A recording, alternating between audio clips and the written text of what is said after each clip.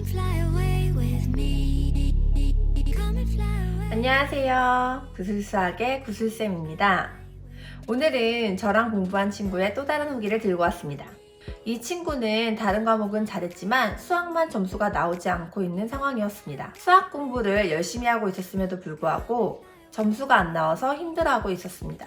이런 상황에서 저를 만나서 2년 정도 공부했더니 결국 작년 2020 수능에서 원점수 96점, 표준점수 145점을 받아서 서강대 경영학과와 연세대 영어영문학과에 합격했고 최종적으로 연세대에 진학을 했습니다. 그래서 오늘은 이 친구와 비슷한 친구들에게 도움이 될 이야기를 해보도록 하겠습니다. 지금 다른 과목은 공부를 잘하는데 수학만 점수가 안 나와서 수학이 너무 어렵게 느껴지는 학생, 또는 내신 점수가 좋지 않아서 수능으로 대학을 가려고 수학을 공부하는 학생들은 이 영상을 보시면 많은 도움이 될 것 같습니다.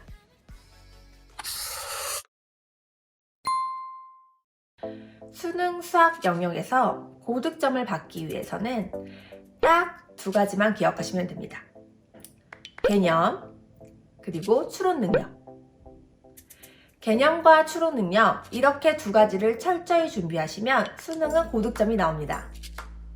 이 두 가지, 개념과 추론 능력을 철저하게 준비하기 위한 방법에 대해서 지금부터 설명해 보도록 하겠습니다. 먼저 개념을 완벽하게 익히기 위해서는 문제풀이를 할 때 기본, 응용, 실력, 심화 순으로 공부해야 합니다. 아무리 마음이 급하고 단기간에 성적을 올려야 하는 급한 상황이라고 해도 실력 혹은 심화 문제를 위주로 공부해서는 절대 안 됩니다. 물론 일부 학원들에서 최상위 반의 경우는 기본 개념을 전혀 건드리지 않고 심화 문제 풀이만 해주는 클래스가 있습니다. 이런 경우는 개념 학습이 철저하게 되어 있는 학생들을 대상으로 하는 것이고, 이런 학생들에게는 당연히 본인이 모르는 극소수의 심화 문제만 다루는 방식이 큰 도움이 될 수 있어요. 하지만 그렇지 못한 학생들은 오히려 이러한 공부 방식은 독이 될 수 있습니다. 제가 앞서 찍었던 영상에서 말한 것처럼 본인의 난이도에 맞는 문제를 풀면서 개념이 정확해지는 과정은 굉장히 중요합니다. 이런 과정을 거치지 않고 심화 문제만 보게 되면 개념을 근거로 문제를 이해하는 것이 아니라 결국 그 문제에 대해 암기만 해버리게 됩니다. 자신의 난이도에 맞지 않는 문제를 풀면서 이해가 안 된다고 그냥 외워버리는 경우인데 이거 절대 안 됩니다. 수학은 암기하기 시작하면 특히 내신이 아닌 수능 수학에서는 고득점을 절대 받을 수 없습니다.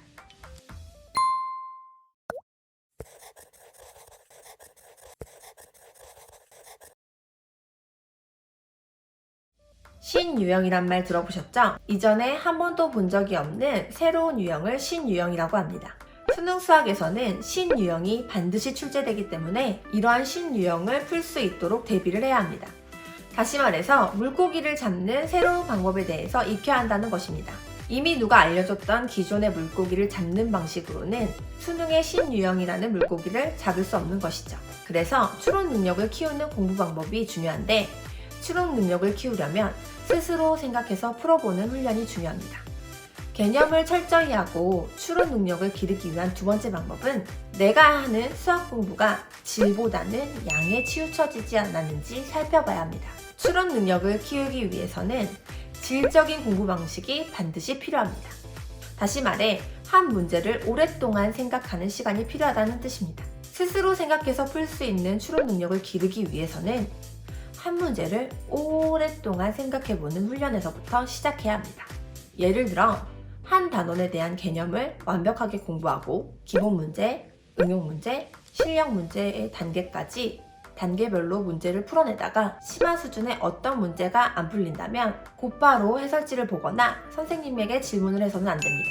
해설지를 보거나 선생님께 질문하기 전에 먼저 스스로 그 문제에 대해 고민하는 시간이 필요합니다.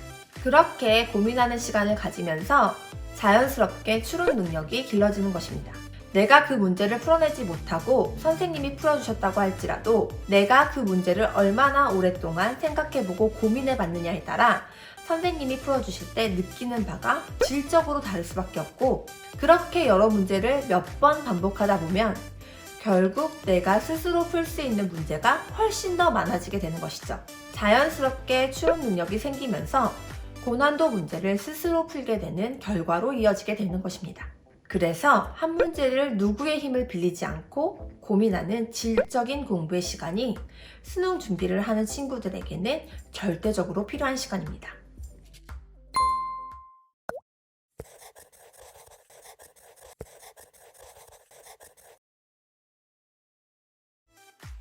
세 번째로 유념해야 하는 것은 수능 수학에서 고득점을 받기 위해서는 내신 공부와 수능 공부가 다르다는 것을 반드시 명심하고 준비해야 한다는 것입니다.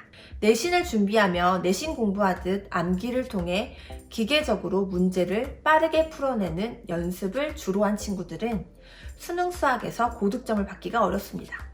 내신 수학에서는 새로운 유형의 문제를 추론 능력을 바탕으로 풀어내기보다는 이미 기존에 있는 문제를 많이 풀어봤고 암기식으로 풀이하는 요령을 많이 외우고 있는 친구들이 점수를 더 잘 받을 수 있습니다. 하지만 이런 방식으로 공부하는 친구들은 수능 고득점을 위한 진짜 원리와 방법을 익히지 못할 수 있습니다. 앞서 말씀드렸듯이 수학은 기본, 응용, 실력, 심화순으로 공부해야 개념이 탄탄해지고 그 과정에서 스스로 고민하며 추론 능력이 키워질 수 있는 것인데, 이런 방식으로 공부하지 않고 문제 유형을 익히고 암기하는 방식으로는 수능에서 신유형과 킬러 문제를 풀어낼 수가 없습니다. 내신 점수가 높다고 하더라도 수능 고득점을 장담할 수는 없는 것이죠. 하지만 저와 함께 공부했던 내신 5등급에서 수능 1등급을 받은 학생의 경우에서 알 수 있듯이 방금 말씀드린 대로 급한 마음을 내려놓고 차근차근 단계별로 공부하는 방법으로 방향을 재설정하시고 개념부터 완벽히 한 후에 한 문제씩 오랫동안 생각해보며 추론 능력을 기르는 훈련을 하면서 공부하신다면 결국에는 수능 수학에서 고득점을 받을 수 있을 것입니다.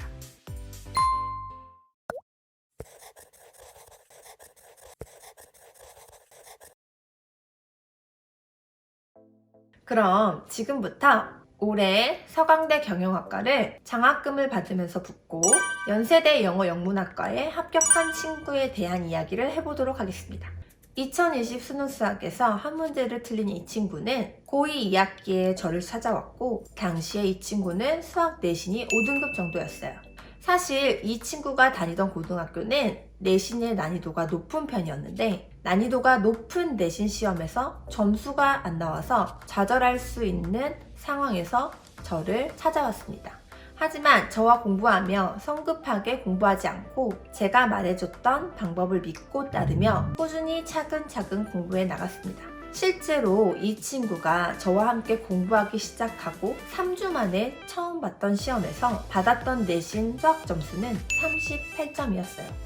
저도 그렇고 이 친구도 그렇고 처음에는 이렇게 해도 될지에 대한 걱정이 있었습니다. 그래서 제가 이 친구에게 너희 학교 학생들이 많이 모여있는 학교 커리큘럼에 어느 정도 맞춰져 있는 학원에 가는 것이 어떻겠냐라는 이야기를 하기도 했고 진지하게 어머니와 상담해서 그런 이야기를 한 적이 있어요. 그런데 알고 보니 이 친구가 이미 그런 학원에 다녔었고 그곳에서 잘 되지 않아서 저에게 찾아왔던 것이었습니다. 저에게 찾아온 시기가 고2 2학기였기 때문에 고3 수능까지 그렇게 시간적인 여유가 많은 상황도 아니었어요. 그렇기 때문에 마음적으로 여유가 있었던 것도 아니었죠.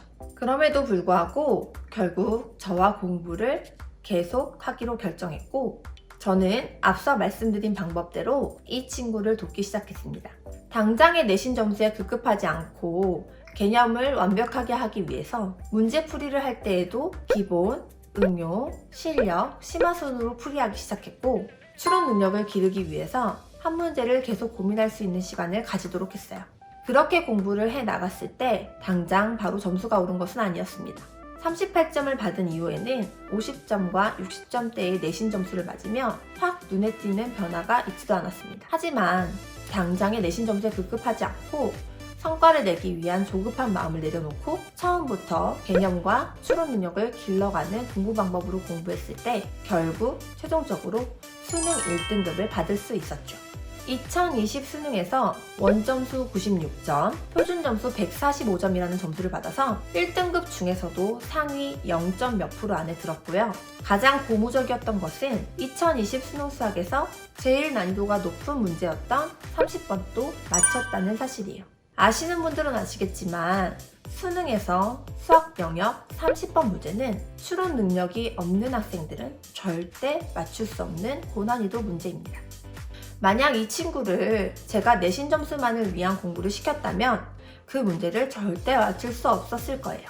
수능에 출제되는 킬러 문제는 반드시 이런 공부 방법과 과정을 거쳐야만 맞출 수 있는 것입니다. 간혹 이런 경우가 있어요. 어떤 선생님들의 경우는 전략적으로 수능 수학의 30번 문제, 즉 킬러 문제는 포기하는 방식으로 교육을 시키시는 경우가 있어요. 물론 이것도 하나의 좋은 전략일 수 있습니다. 하지만 이렇게 되었을 때 킬러 문제뿐만 아니라 준 킬러 문제, 즉 킬러 문제에 준하는 난이도의 문제들까지도 삐끗해서 틀릴 확률이 높아집니다. 결국 한 문제의 킬러 문제를 포기하고 다른 문제들을 모두 맞추려고 하는 전략이 자칫하면 더 큰 문제를 빚을 수 있게 되는 것이죠. 그래서 여러분들도 공부하실 때 킬러 문제를 포기하고 그 밑에 난이도 문제들만 맞추려고 하지 마시고 내가 킬러 문제까지도 풀어내겠다라는 목표를 가지고 공부해야 킬러 문제뿐만 아니라 준 킬러 문제까지도 맞추실 수 있는 것입니다. 이렇게 해야만 실수를 하더라도 커버할 수가 있어요. 방금 말씀드린 학생의 경우도 계산 실수를 해서 한 문제를 틀렸는데 30번 문제를 맞췄기 때문에 계산 실수를 한 문제 정도는 큰 영향을 주지 않았던 것입니다.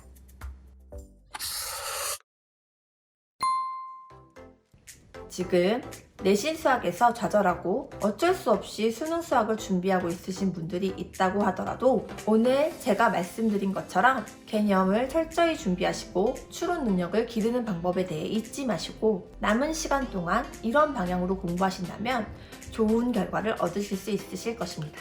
다음 시간에는 수포자가 대거 포진되어 있는 문과에서 왜 수학 공부를 포기하지 말아야 하는지에 대해 알려드리는 시간을 갖도록 하겠습니다. 수포자라고 하더라도 좋은 동기부여를 통해 수학 공부를 포기하지 않으실 수 있을 겁니다. 다음 영상도 기대해 주시고 코로나로 혼란스러운 이 상황 속에서도 제대로 된 공부 방향을 설정하셔서 공부하셨으면 좋겠습니다. 그럼 다음 영상에서 만나요. 감사합니다.